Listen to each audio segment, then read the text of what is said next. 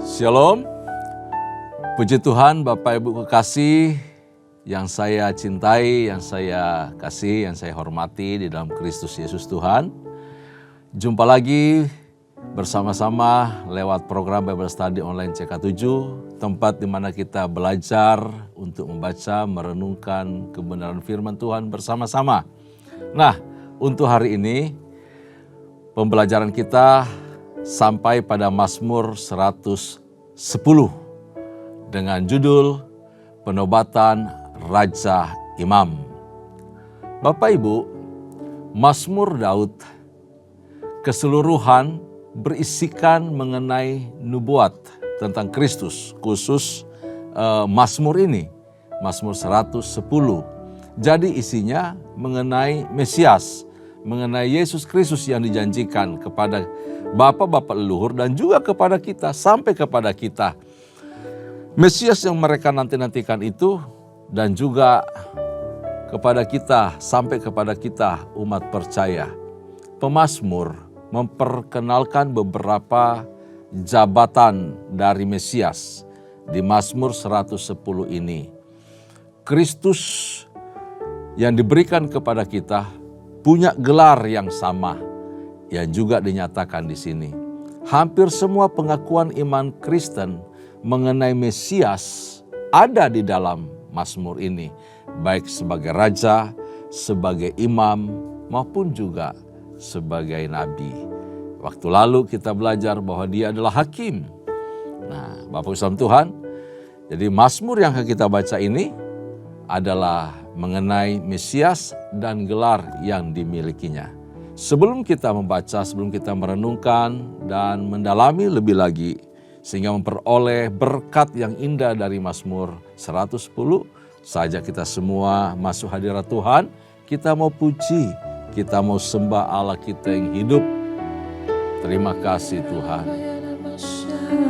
Naikkan syukurmu di hadapan Allah. Agungkan Dia dengan segenap hati, segenap hidup kita. Terima kasih Tuhan. Terima kasih Bapa. Sungguh Engkau Allah yang baik, Allah yang setia. Amin. Sekalipun ku berjalan dalam lembah kelam, namun tangan-Mu selalu menopang hidupku. Saat ku dalam ketakutan, Kau hadir di sisiku. Kau berkata, jangan takut, Kau beriku kemenangan. Kaulah Tuhan yang berjanji, tak sekalipun Kau ingkari. Kesetiaan-Mu sungguh terbukti di sepanjang hidupku. Untuk selamanya ku kan setia melayani, mengasihi-Mu. Tiada Tuhan seperti-Mu, Yesus. Kau Allahku yang setia.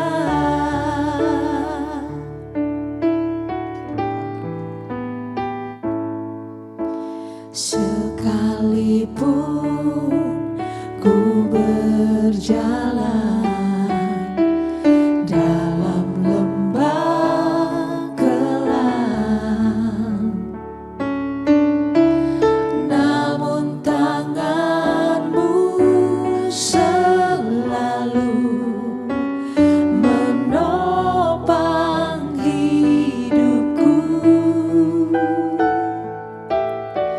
saat ku dalam ketakutan, Kau hadir di sisiku. Kau berkata, jangan takut, Kau beriku kemenangan. Kaulah Tuhan yang berjanji, tak sekalipun Kau ingkari. Kesetiaanmu sungguh terbukti di sepanjang hidupku, untuk selamanya ku kan setia melayani, mengasihimu. Tiada Tuhan sepertimu, Yesus. Kau Allahku yang setia.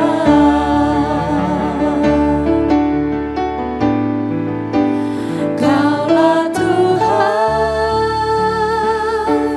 yang berjanji, tak sekalipun Kau ingkari.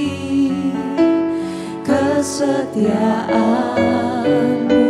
sungguh terbukti di sepanjang hidupku, untuk selamanya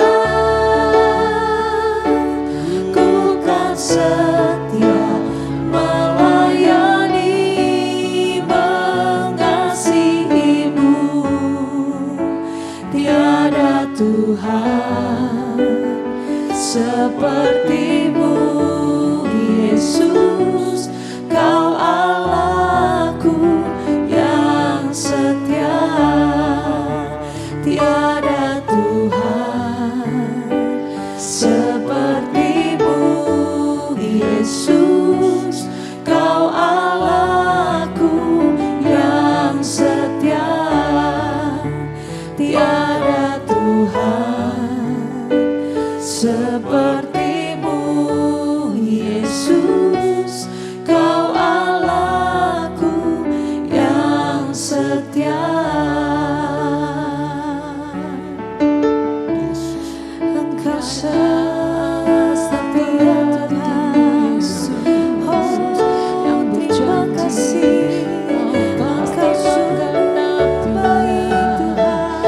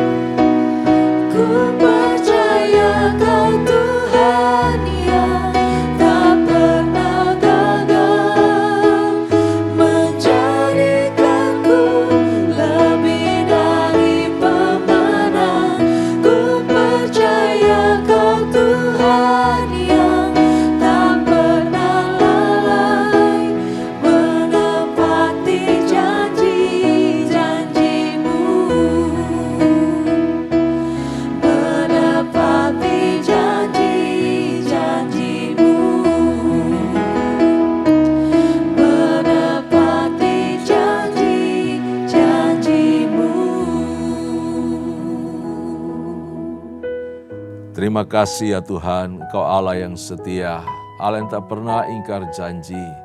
Kami mengucap syukur bahwa setiap janji-janji-Mu adalah kebenaran dan kami mengalaminya.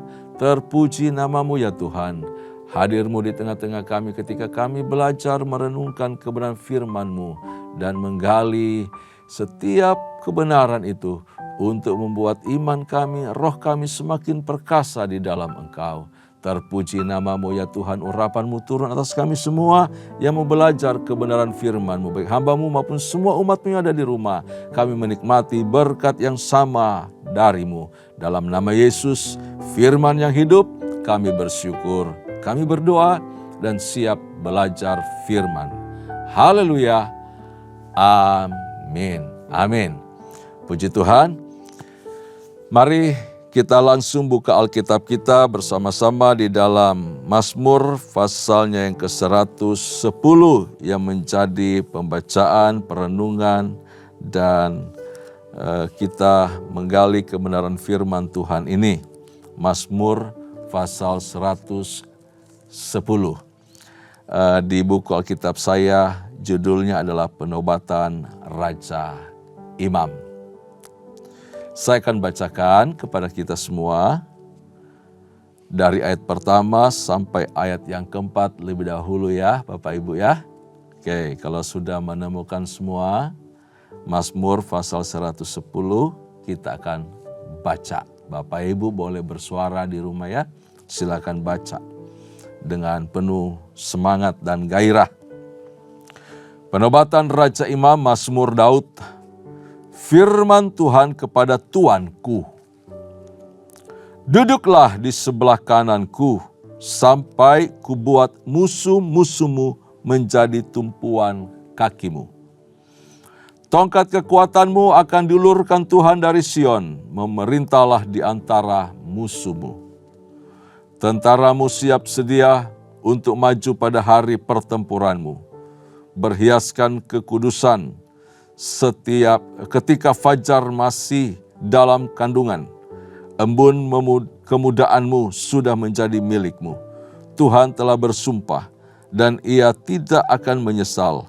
Engkaulah imam untuk selama-lamanya menurut aturan Melkisedek. Bapak Ibu kekasih dalam Tuhan, hal-hal agung yang disebutkan tentang Kristus di sini ada beberapa hal. Yang pertama bahwa Dia adalah Tuan dari Daud, dari penulis Mazmur ini. Dia adalah Tuan dari Daud. Daud sendiri menyebut Dia Tuannya. Firman Tuhan kepada Tuanku.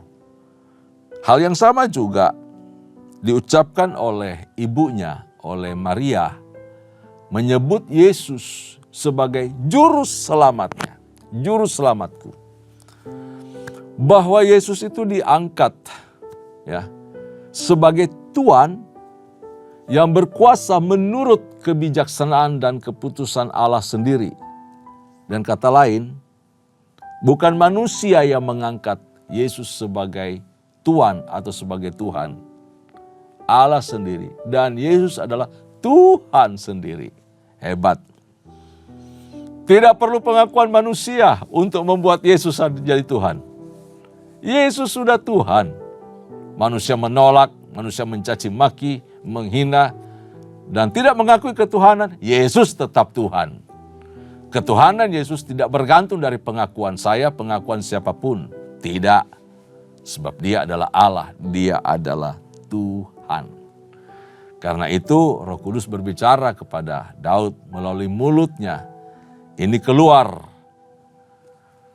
Ya, keluar satu firman nubuatan mengenai siapa Yesus. Bahkan Daud sendiri memanggil Dia Tuanku. Padahal secara daging dalam silsilah bahwa Yesus disebut sebagai anak Daud. Namun Daud sendiri menyapa Dia Tuanku. Haleluya. Dikatakan demikian Bapak Islam Tuhan. Demikianlah firman Tuhan kepada Tuanku, duduklah di sebelah kananku. Jadi Yesus menerima kuasa, menerima kehormatan dan kemuliaan penuh dari Bapa untuk memerintah kerajaan yang telah dipercayakan kepadanya, yang telah diberikan kepadanya. Memerintah kerajaan di surga maupun yang ada di bumi. Duduk memerintah, duduk di tahta, duduk di sebelah kananku.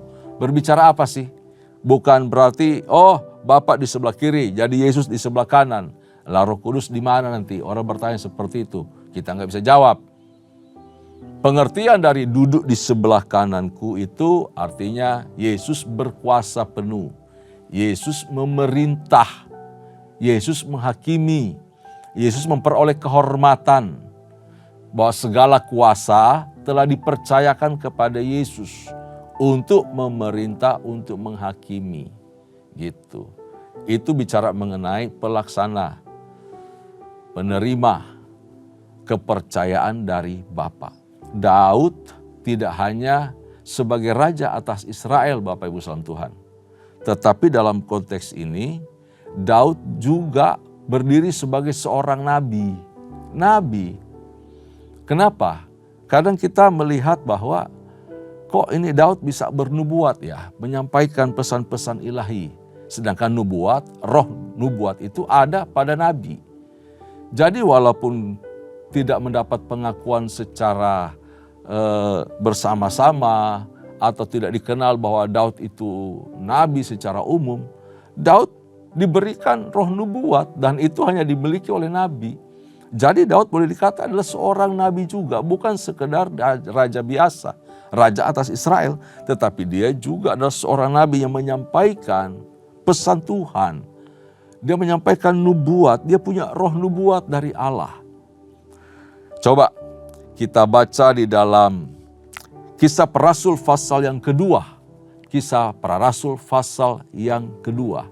Kita akan melihat di sana bagaimana bahwa sesungguhnya Petrus sendiri menyebutkan bahwa Daud itu seorang nabi. Kisah Para Rasul pasal yang kedua. Ini dia. Ya. Kisah Rasul pasal yang kedua ayat 30 sampai ayat yang ke-36, Bapak Ibu. Ayat 30 sampai 36. Saya akan bacakan ya. Namun ia, siapa di sini? Daud. Daud. Kalau baca ayat 29 dan seterusnya. Daud adalah seorang nabi. Dan ia tahu bahwa Allah telah berjanji kepadanya dengan bersumpah bahwa ia akan mendudukkan seorang dari keturunan Daud sendiri di atas tahtanya. Karena itu ia telah melihat ke depan dan telah berbicara tentang kebangkitan Mesias ketika ia mengatakan bahwa dia tidak ditinggalkan di dalam dunia orang mati dan bahwa tubuhnya tidak mengalami kebinasaan. Jadi Allah berbicara kepada Daud, ya. Dan Daud kemudian bernubuat melalui Mazmur yang kita baca. Seperti hari ini kita baca dan merenungkan bersama-sama. Bahwa Allah telah bersumpah kepadanya, kepada Daud, bahwa ia akan mendudukan seorang dari keturunan Daud. Dari keturunan Daud sendiri. Untuk duduk di atas takhta memerintah. Jadi Daud bernubuat tentang kebangkitan Mesias. Tentang hadirnya Mesias. Ya dinanti-nantikan oleh orang Israel nantinya. Bapak pesan Tuhan bahwa Mesias ditinggikan oleh Allah dan menerima Roh Kudus. Yang dijanjikan itu untuk Yesus kemudian mencurahkannya kepada setiap orang yang percaya. Itu dikatakan di sini ya. Sampai ayat yang ke-36. Sesudah ia ditinggikan oleh tangan kanan Allah di dalam Kisah Para Rasul pasal 2 dan menerima dari Bapa Roh Kudus yang dijanjikan itu, maka dicurahkannya roh itu. Yesus yang mencurahkan roh itu. Makanya Yesus berkata kepada para murid, aku akan meminta kepada Bapa supaya dia memberikan Roh Kudus kepadamu. Dicurahkannya roh itu seperti yang kamu lihat dan dengar di sini. Dan selanjutnya firman-Nya mengutip dari Mazmur pasal 110 ini. Jadi Bapak Islam Tuhan, begitu luar biasa janji Allah kepada Daud, dan Daud kemudian bernubuat mengenai kehadiran Mesias dan kuasa yang dimilikinya. Lalu kemudian dia mencurahkan rohnya kepada semua orang percaya. Yesus adalah Raja di Sion. Ya, Raja di Sion, Gunung Kudus Tuhan. Dia Raja di kota Daud, dia Raja di Yerusalem. Di ayat yang kedua tadi ya kita baca ya. Demikian, tongkat kekuatanmu akan diulurkan Tuhan dari Sion. Memerintahlah di antara musuhmu. Jadi, tongkat kekuatan itu apa? Tongkat kekuatan itu bicara mengenai firman, mengenai nubuat Allah, mengenai firman Allah. Bicara juga mengenai Injil bagi kita, kabar baik mengenai Mesias, mengenai Yesus Kristus. Dan Roh Kudus. Jadi firman dan Roh Kudus itu disebut sebagai tongkat kekuatan. Rasul Paulus berbicara bahwa Injil adalah kekuatan Allah yang sanggup menyelamatkan setiap orang yang percaya. Amin. Wah, itu hebat. Di sini sudah dinyatakan lebih dahulu, dinubuatkan lebih dahulu. Injil apa sih? Yesus Kristus Tuhan mengasihi kita, menyelamatkan kita. Itu kabar baik. Orang yang berdosa, yang terhilang, yang harusnya binasa, tetapi diselamatkan. Respon kita percaya anugerahnya. Menerima dia sebagai Tuhan dan Juru Selamat. Bahwa firman Injil itu dan Roh Kudus akan menaklukkan setiap hati, menaklukkan setiap jiwa, dan menggiring mereka untuk taat kepada Allah, untuk tunduk kepada kehendak Tuhan. Karena itu setiap kita yang merespon anugerah Tuhan itu dibawa untuk hormat, untuk mengasihi Allah, untuk taat, untuk melakukan dengan setia kehendak Allah. Itu pekerjaan siapa? Pekerjaan Injil, pekerjaan kebenaran firman, pekerjaan Roh Kudus yang bekerja dalam kehidupan kita. Tongkat diulurkan dari Sion. Tongkat diulurkan Allah dari Sion. Wah, ini kalimat yang luar biasa. Kenapa? Karena dari Sionlah mengalir pengajaran. Dari Sionlah keluar pengajaran. Dan firman Allah disampaikan dari bait Allah di Yerusalem. Nah itu. Kita tahu semua kondisi ini. Bahwa pada kenyataannya pengajaran-pengajaran firman keluar dari Sion. Yesus melayani di Sion. Firman Allah keluar dari Sion. Keselamatan datang dari Israel. Tidak keluar dari tempat lain. Tidak datang dari kota lain. Tidak datang dari bangsa-bangsa lain. Dari Sion. Dari Israel. Dari bait Allah Yerusalem. Keluar pengajaran. Keluar firman Tuhan. Keluar keselamatan. Untuk semua bangsa, untuk saya dan untuk kita semua. Amin. Ini dia. Injil dimulai dari Sion. Injil dimulai dari Yerusalem. Roh Kudus dicurahkan di mana? Di Yerusalem. Semua bergerak dari Sion, dari kota Allah, dari pusat pemerintahan Tuhan, dari Yerusalem. Di sana pertama kali Injil hadir. Yesus lahir di Bethlehem. Di Sion. Yesus mengajar, melayani di daerah Galilea, di Yerusalem. Yesus bacakan firman, Yesus mengajar di sana. Keluar pengajaran, keluar firman Tuhan. Roh Kudus dicurahkan di mana? Di Yerusalem. Dari sana kekuatan kuasa Allah mengalir, hadir dan menyelamatkan setiap orang. Bapak Ibu Islam Tuhan, meskipun kerajaan dan pemerintahannya didirikan oleh Kristus di dunia mendapat penentangan, penolakan, bahkan Injil dan gerejanya mendapat penolakan dari musuh-musuh yang membenci Kristus, yang menolak kebenaran, yang tidak mau tahu dengan siapa Yesus. Apa itu kebenaran? Ya, tetapi begini, kebenaran akan tetap menang. Amin. Gerejanya, gereja Kristus, gerejanya milik Kristus tetap akan berdiri teguh tetap akan kokoh. Itu bukan berbicara bangunan, tetapi tubuh Kristus, gerejanya. Orang percaya akan tetap ada kokoh. Kenapa? Didirikan atas batu karang yang teguh. Yesus Kristus penjuru, batu penjuru. Pengakuan Yesus Kristus Tuhan itu sangat kuat. Dan itu dasar kita semua, dasar gereja. Jadi kalau ada gereja yang menolak Yesus Tuhan, itu bukan gereja namanya. Ada pengajaran-pengajaran yang muncul yang menolak ketuhanan Kristus, itu aneh. Ya itu bukan gereja namanya, Bapak Islam Tuhan. Itu kelompok arisan aja itu. Kelompok arisan ibu-ibu, kelompok arisan bapak-bapak, pengajaran-pengajaran yang tidak punya isi, tidak punya kebenaran. Kenapa? Menolak Yesus sebagai Tuhan. Sedangkan disebut gereja adalah semua pribadi yang diselamatkan yang berdiri atas ketuhanan Kristus. Sehingga alam maut pun tidak bisa menggoyahkannya. Bangunan bisa runtuh. Tetapi tubuh Kristus, organisme ilahi, tidak bisa dimusnahkan, tidak bisa runtuh. Dia tegak berdiri di atas batu karang yang kokoh. Karena Yesus yang mendirikannya. Amin. Dan alam maut tidak bisa menguasainya. Sebaliknya, Allah akan menyerahkan semua jiwa-jiwa, semua bangsa-bangsa sebagai umat kepunyaannya, kepunyaan Kristus yang kudus itu. Kepunyaan Allah diserahkan menjadi milik, kepunyaan, menjadi warisan. Untuk apa? Supaya setiap orang yang menjadi umat kepunyaannya dari segala bangsa itu diajar untuk tunduk, diajar untuk taat, diajar untuk setia kepada Kristus.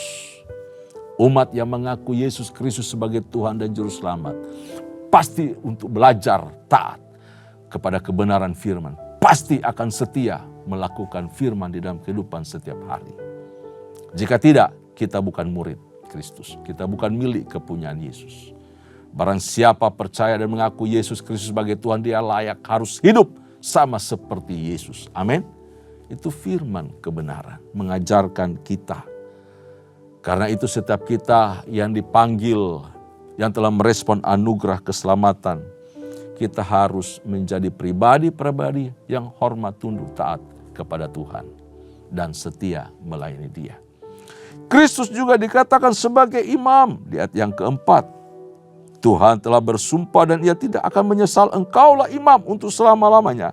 Menurut aturan Melkisedek, dia ditetapkan bagi manusia dalam hubungan manusia dengan Allah, ya, untuk mempersembahkan persembahan dan kurban karena dosa yang dibawa di hadapan Bapaknya bukan binatang, bukan darah hewan, tetapi dirinya sendiri, darahnya sendiri. Bapak Ibu boleh baca di dalam surat Ibrani pasal ke-7 sampai pasal 10 mengenai keimaman Kristus. Ini pasal yang luar biasa.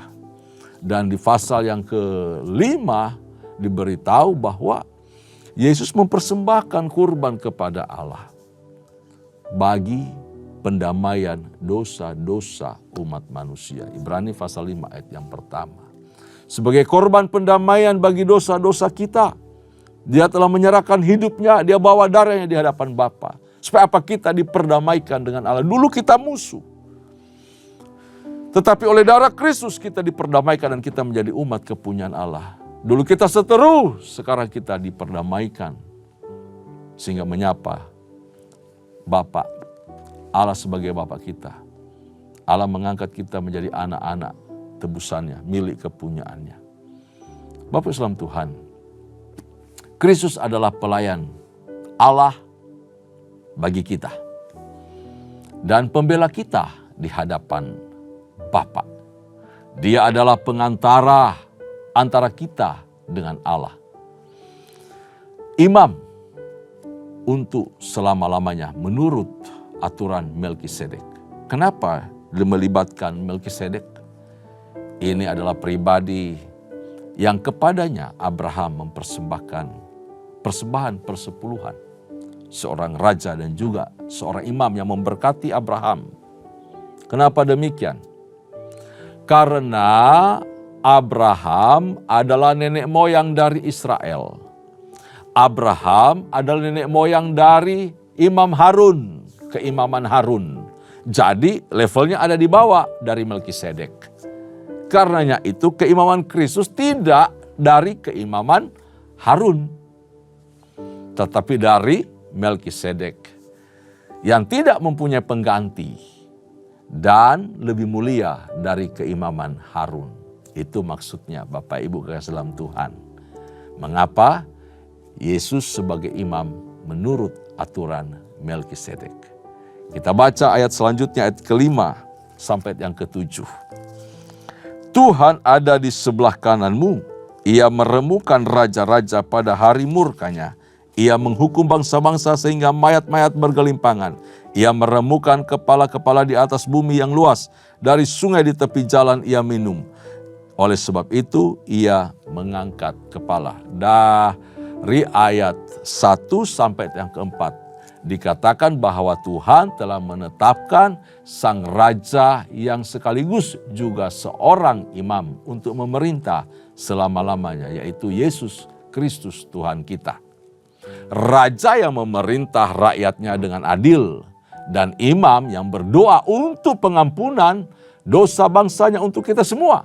Dan di dalam Yesus Kristus, dua fungsi itu dikerjakan dengan cara yang sempurna dan luar biasa. Semua digenapi tanpa cacat celah. Di dalam Yesus, semua hal itu telah nyata, telah ada, telah jadi. Dia telah mengorbankan hidupnya, dirinya sendiri, untuk menjadi tebusan bagi umatnya, bagi kita semua. Maka di ayat yang ke-5 sampai yang ke-7 ini, Mesias mengalahkan musuh-musuhnya. Karena itu setiap kita berdoa dalam nama Yesus, oleh darah Yesus, semua musuh kehidupan, semua roh-roh di udara, semua musuh-musuh Kristus dipatahkan kuasanya, dihancurkan, dikalahkan, disembuhkan penyakit kita. Amin. Begitu. Jadi semua musuh-musuh dikatakan menjadi tumpuan kakinya. Di ayat yang pertama atau ayat yang kedua dikatakan itu. Bapak Ibu Tuhan, Tuhan Yesus adalah sang pemenang. Yesus Tuhan kita adalah sang pemenang. Bahkan pada hari murkanya akan tiba. Apa itu hari murkanya tiba? Hari murkanya tiba. Itu berbicara apa? Waktu yang ditentukan sebagai batas. Sebagai batas. Dan hari itu akan datang. Batas apa? Batas karena kejahatan telah memenuhi takaran. Sudah sampai batasnya Tuhan. Kesabaran Tuhan tidak bisa lagi dibuat lebih panjang lagi. Udah mentok. Stop. Ini harus dihabiskan. Seperti peristiwa di Sodom dan Gomora. Itu batas. Kesabaran Tuhan sudah habis. Sudah selesai untuk kota itu. Harus dimusnahkan. Zamannya Nuh juga begitu. Karena dosa sudah memuncak. Memenuhi takaran. Kepantasan. Dan harus dimusnahkan. Begitu. Jadi ini bicara mengenai kesabaran. Allah sudah sampai batas maksimal. Dikatakan bahwa Allah panjang sabar. Tetapi tetap namanya panjang sabar ada batasnya. Dia bukan Allah yang maha sabar Bapak Ibu. Ya, seolah-olah sabarnya nggak habis. Kalau nggak begitu nggak ada penghukuman nanti. Tetapi ini diberitahu musuh-musuhnya akan dihancurkan. Dia akan menghancurkan musuh-musuh pada hari penghakiman terakhir. Setiap hari bisa menjadi hari terakhir dari musuh-musuh kita. Musuh-musuh apa? Sakit, penderitaan, aniaya, apapun juga. Masalah pergumulan. Kalau kita datang kepada Tuhan, menyerahkan kepada Tuhan, Tuhan akan menyelesaikannya bagi kita. Amin. Ya, darahnya menuntaskan semuanya itu. Penderitaan, kesesakan hidup. Bahkan musuh yang paling mengerikan, si iblis dosa, ditaklukkan, dibersihkan, disucikan oleh darahnya yang kudus. Sekalipun ini berbicara hari penghakiman nanti. Ya, di dalam kitab Wahyu.